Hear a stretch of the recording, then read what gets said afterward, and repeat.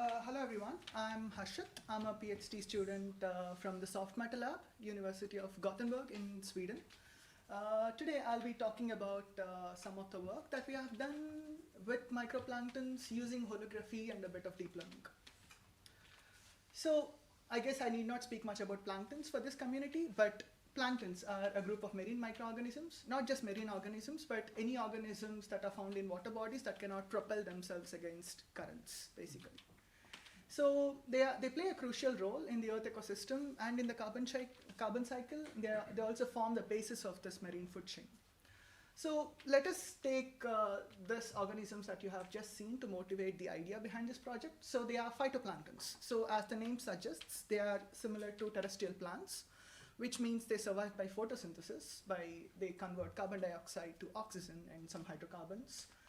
So now, because of their large populations all around the world, as can be seen by this chlorophyll concentrations, they are one of the largest producers of oxygen on the Earth, accounting for almost half of the oxygen we breathe, basically every second breath we take. And thereby, they're also the largest consumers of carbon dioxide from the ocean. So they roughly consume 50 petagrams, that's 10 to the power 15 grams of carbon every year. So the question is, can we measure this mass at a single plankton level? And by doing so, can we also quantitatively track them over long periods of time so that we can also check what the higher level organisms are doing with these organisms?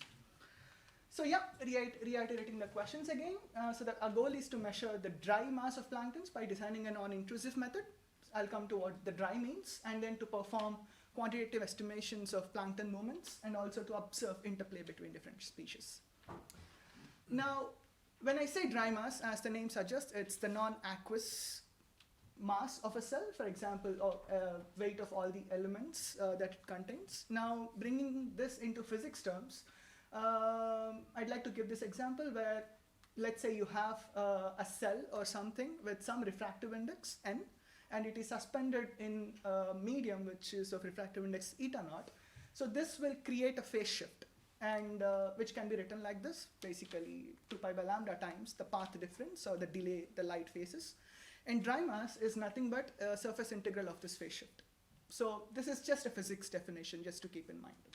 So now, are there any methods or microscopy methods that can measure this? Then there are, and they are called quantitative phase imaging methods, such as holography. So this is our setup, a very simple setup. We call it lensless holography because, for obvious reasons, there is no lens. So we suspend our planktons or any kind of cells in volume, and then we have an LED and we generate a plane wave. And then we place our camera really, really close to the sample, less than 1000 microns or 1 millimeter, and then we collect what we call our as holograms.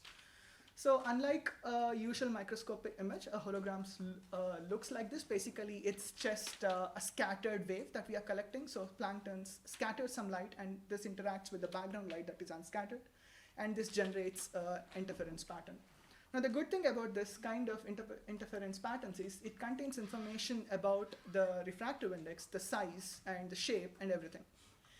However, it's very hard to analyze holograms. So we need to sort of account for different terms that are there in the scattering, and then we need to subtract some terms. And so there is a lot of computational complexity involved in sort of getting the information that we need from these holograms. So in order to solve this, what we do is we simulate holograms that look similar to the experimental images. Now, from literature, we know the cells we are putting in our experiment. And so we collect all those properties and then create virtual microscopes and then sort of simulate these kind of images. Now, the idea is to train a neural network on these simulated images and then apply it on experimental images.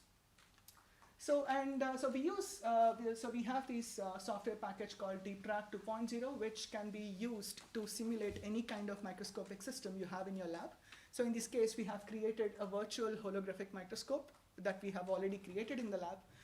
And then we used properties of all the planktons that we are putting there, and then with different noise levels, we have generated this sort of images. And since since we know the properties of the planktons we are putting there, so we created label images like this as outputs. It's like a 5-channel image where you have segmentation, in the first channel, and then we have these additional property channels called z distance and dry mass, basically the 3D distance of planktons in a hologram, and the dry mass of planktons encoded in the pixel values. And then we have these additional layers to improve the 2D detection accuracy when the cells are overlapped. So basically, for each input image, we have a 5-channeled image like this, and we train a neural network with like 4,000 images like this.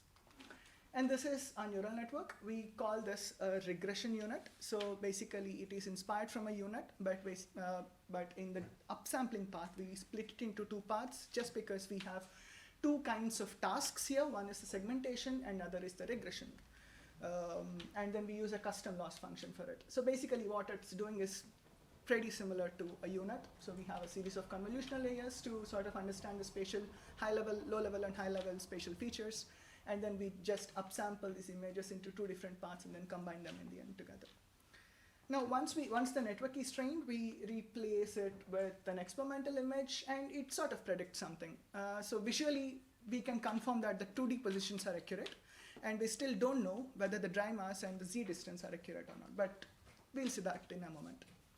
Now, in principle, so this is fine, but we can in principle go much closer to planktons to extract much finer information. So that is what we do in the next step. So from the information, the 2D information we get from these predictions, so we trace the planktons in 2D, and then we extract a 64 cross 64 pixel crops along the trajectory. Now, the idea is to pass them to another neural network, which is trained on simulated sequences like this. Now, in this sequence, we are interested in the properties of the central plankton. And we have this additional noise plankton which comes and leaves. Now, what we want the network to do is to ignore this noise plankton which comes and goes, and only predict the property of the central plankton. So we want the network to sort of weight the right images in the right way, the clean images in the right way, and predict us an accurate value. So yeah, now we again pass this crops to this image to get like a finer trajectory of dry mass when the plankton moves in all the frames. Now, it's completely fine if you didn't understand anything till now. So the summary is this. So we have a holographic microscope. We collect holograms, and we pass it through the first neural network, which will give us the 2D positions. And then we use that to trace out planktons, and then we pass it to the second neural network, and we get dry mass of planktons in time. Now the question is, now it's just a method. We haven't benchmarked it with anything else. So it's just predicting some values. We see that, okay, it's predicting okay because the positions we see are overlapping on with the planktons. So now, in order to benchmark it, we go to the ocean and collect all these planktons. So we collected some phytoplanktons, as I've said before, and some micro-zooplanktons, as the name suggests. Yeah, they consume these guys, and then we also collected some diatoms. So this is how it actually goes. So we take a plankton sample from any of the species, and then we split into 3 different subsamples, and then analyze it with 3 different methods. And the first one is our method, holography plus deep learning. And the rest of them are traditional methods, which you might have already heard of. Elemental analysis, which is like, simply put, you just burn the planktons and collect the gases and back calculate how much of carbon or nitrogen content they might have had. And then carbon to volume relationships is also the same thing, but over long periods of time, people have done a lot of elemental analysis experiments, and they've sort of formed the correlations between the species and the sort of contents they might have. So we compared our method with both of these methods. And this is how it goes. For instance, we first suspend them, and then the first neural network will sort of detect it, all the planktons in the image. And then the second neural network will sort of give us a histogram of all the dry mass values involved of all the planktons. And we see a very good correlation between what we are predicting and what the standard methods predict. There is a slight shift because of some reasons. I'll explain it later. But we see a good overlap. And then we repeat these experiments for different kinds of all the different species. But the good thing is they all fall in different dry mass ranges. So we analyze planktons of 2 microns and also 30 microns just to make sure that what we are predicting actually makes sense. It's not like random distributions.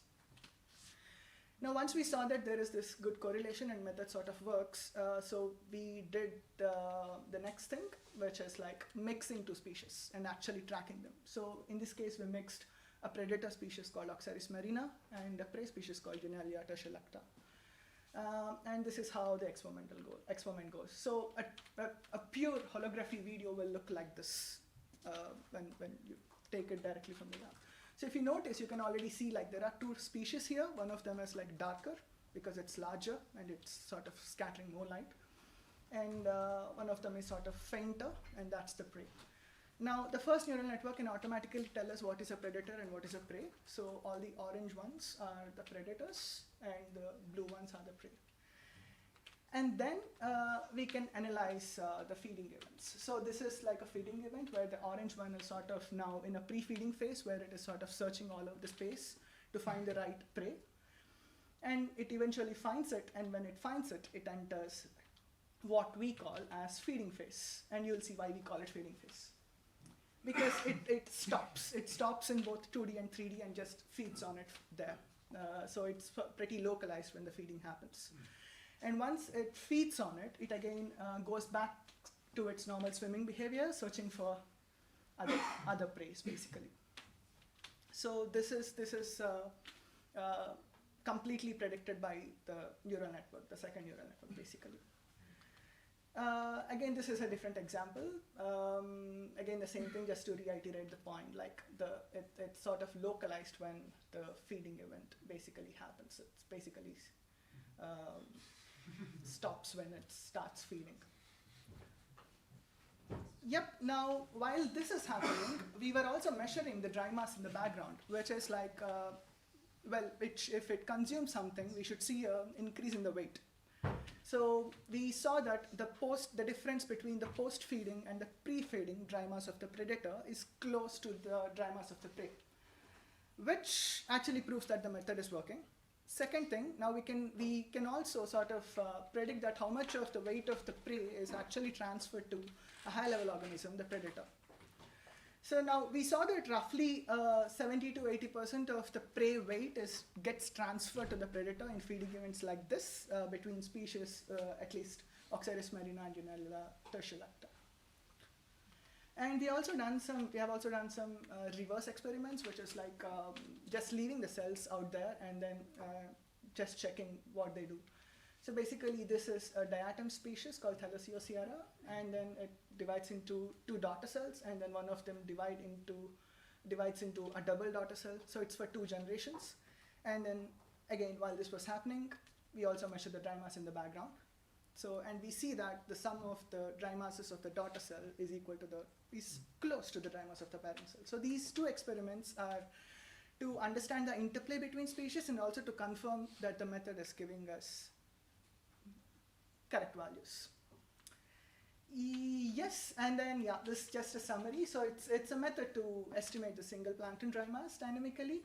And the good thing is, the planktons, unlike other methods, your cells are still alive. So if you measure a value, you can go back and tag it to the plankton you measured it to. And then you can then continue your experiments, like for hours, like what they are doing. And the method is very general. If you have like an LED source and a sensor which you can keep very close to your sample, then you're good to go. And we have all the code that we have used in this experiment stored here. And then we ourselves have verified it with different kinds of cameras, and we see that it sort of works. And this is my team, and this is Benjamin, my colleague, and then my supervisors, Daniel, Eric, who is sitting here, and he also the one who collected the marine planktons in the ocean. And then my main supervisor, Giovanni Volpe. And this is our paper, and if you're interested in checking the paper or the GitHub code, you can just scan this QR code.